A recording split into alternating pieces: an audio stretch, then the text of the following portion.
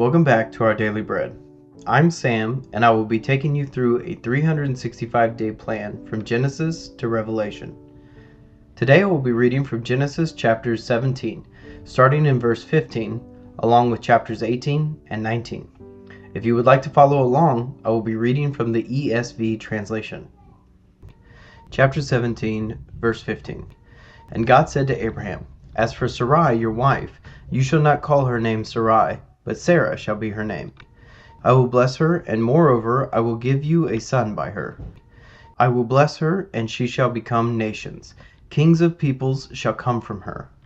Then Abraham fell on his face and laughed, and said to himself, Shall a child be born to a man who is 100 years old? Shall Sarah, who is 90 years old, bear a child?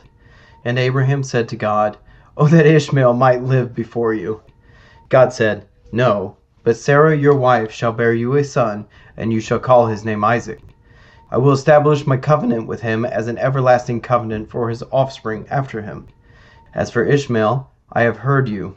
Behold, I have blessed him, and will make him fruitful and multiply him greatly. He shall father 12 princes, and I will make him into a great nation. But I will establish my covenant with Isaac, whom Sarah shall bear to you at this time next year. When he had finished talking with him, God went up from Abraham. Then Abraham took Ishmael his son, and all those born in his house, or bought with his money, every male among the men of Abraham's house, and he circumcised the flesh of their foreskins that very day, as God had said to him. Abraham was 99 years old when he was circumcised in the flesh of his foreskin, and Ishmael his son was 13 years old when he was circumcised in the flesh of his foreskin.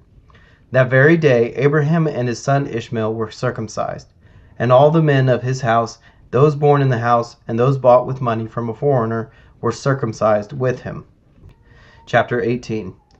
And the Lord appeared to him by the oaks of Mamre, as he sat at the door of his tent in the heat of the day. He lifted up his eyes and looked, and behold, 3 men were standing in front of him. When he saw them, he ran from the tent door to meet them, and bowed himself to the earth, and said, O Lord, if I have found favor in your sight, do not pass by your servant. Let a little water be brought, and wash your feet, and rest yourselves under the tree, while I bring a morsel of bread, that you may refresh yourselves, and after that you may pass on, since you have come to your servant. So they said, Do as you have said. And Abraham went quickly into the tent to Sarah and said, Quick, 3 seahs of fine flour, knead it, and make cakes. And Abraham ran to the herd and took a calf, tender and good, and gave it to a young man who prepared it quickly. Then he took curds and milk and the calf that he had prepared and set it before them. And he stood by them under the tree while they ate. They said to him, Where is Sarah your wife? And he said, She is in the tent. The Lord said, I will surely return to you about this time next year, and Sarah your wife shall have a son. And Sarah was listening at the tent door behind him. Now Abraham and Sarah were old, advanced in years. The way of women had ceased to be with Sarah. So Sarah laughed to herself, saying, After I am worn out, and my Lord is old, shall I have pleasure? The Lord said to Abraham, Why did Sarah laugh and say, Shall I indeed bear a child now that I am old? Is anything too hard for the Lord? At the appointed time I will return to you about this time next year, and Sarah shall have a son. But Sarah denied it, saying, I did not laugh, for she was afraid. He said, No, but you did laugh. Then the men set out from there, and they looked down toward Sodom. And Abraham went with them to set them on their way. The Lord said, Shall I hide from Abraham what I am about to do? Seeing that Abraham shall surely become a great and mighty nation, and all the nations of the earth shall be blessed in him? For I have chosen him, that he may command his children and his household after him to keep the way of the Lord, by doing righteousness and justice, so that the Lord may bring to Abraham what he was promised. Then the Lord said, Because the outcry against Sodom and Gomorrah is great, and their sin is very grave, I will go down to see whether they have done altogether according to the outcry that has come to me, and if not, I will know. So the men turned from there and went toward Sodom, but Abraham still stood before the Lord. Then Abraham drew near and said, Will you indeed sweep away the righteous with the wicked? Suppose there are 50 righteous within the city. Will you then sweep away the place and not spare it for the 50 righteous who are in it? Far be it from you to do such a thing, to put the righteous to death with the wicked, so that the righteous fare as the wicked. Far be that from you. Shall not the judge of all the earth do what is just? And the Lord said, If I find at Sodom 50 righteous in the city, I will spare the whole place for their sake.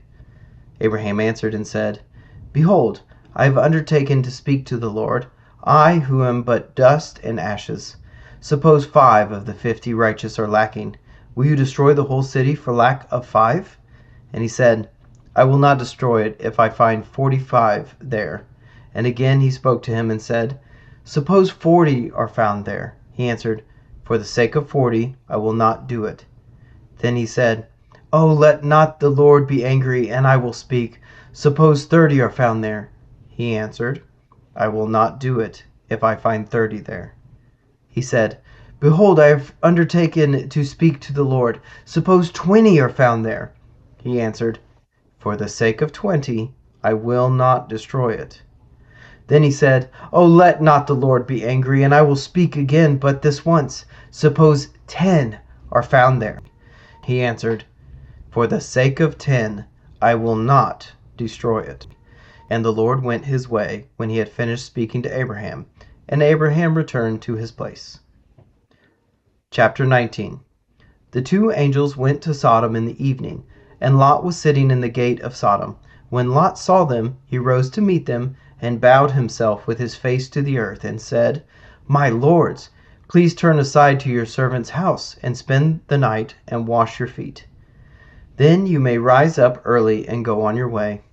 They said, No, we will spend the night in the town square. But he pressed them strongly.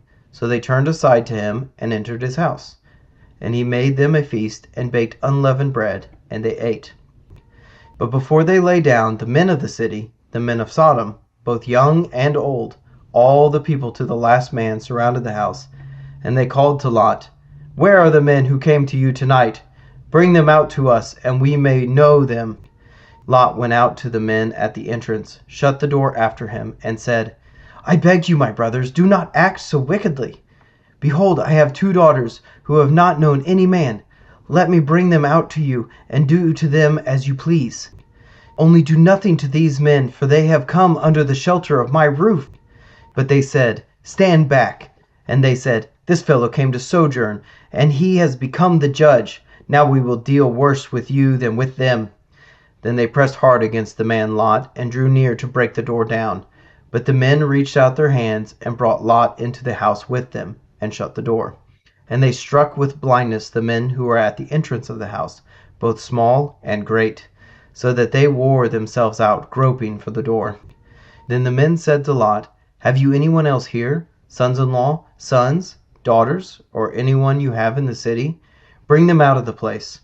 For we are about to destroy this place, because the outcry against its people has become great before the Lord, and the Lord has sent us to destroy it.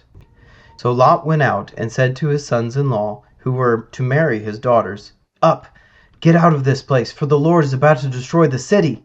But he seemed to his sons-in-law to be jesting. As morning dawned, the angels urged Lot, saying, Up, take your wife and your 2 daughters who are here, lest you be swept away in the punishment of the city. But he lingered. So the men seized him and his wife and his 2 daughters by the hand, the Lord being merciful to him. And they brought him out and set him outside the city. And as they brought them out, one said, Escape for your life. Do not look back or stop anywhere in the valley.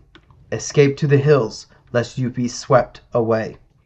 And Lot said to them, Oh no, my lords. Behold, your servant has found favor in your sight, and you have shown me great kindness in saving my life. But I cannot escape to the hills, lest the disaster overtake me and I die.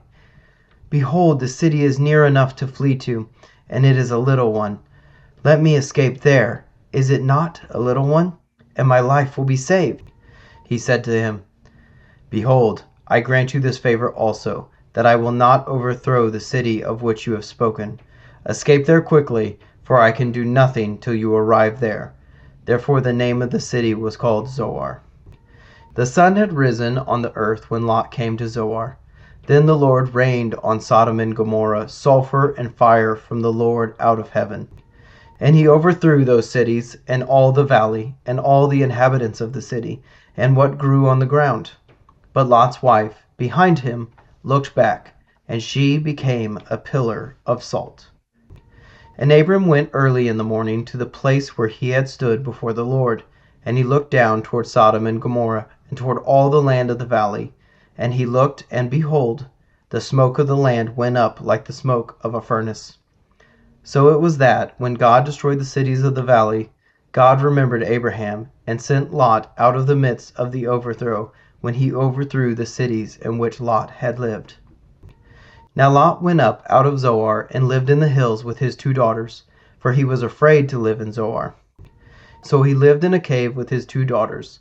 And the firstborn said to the younger, Our father is old, and there is not a man on earth to come in to us after the manner of all the earth. Come, let us make our father drink wine, and we will lie with him, that we may preserve offspring from our father. So they made their father drink wine that night. And the firstborn went in and lay with her father. He did not know when she lay down or when she arose. The next day the firstborn said to the younger, Behold, I lay last night with my father. Let us make him drink wine tonight also. Then you go in and lie with him, that we may preserve offspring from our father. So they made their father drink wine that night also. And the younger arose and lay with him, and he did not know when she lay down or when she arose. Thus both the daughters of Lot became pregnant by their father. The firstborn bore a son and called his name Moab. He is the father of the Moabites to this day. The younger also bore a son and called his name Ben-Ami. He is the father of the Ammonites to this day. Thank you for joining me today in our Bible reading. You can find us on Substack and YouTube at Up+Out Show, or Our Daily Bread wherever you get your podcasts. Please consider subscribing. If you enjoyed this reading today, please like and share. If you have any thoughts about the verses read, please leave a comment. Thank you, and have a blessed day.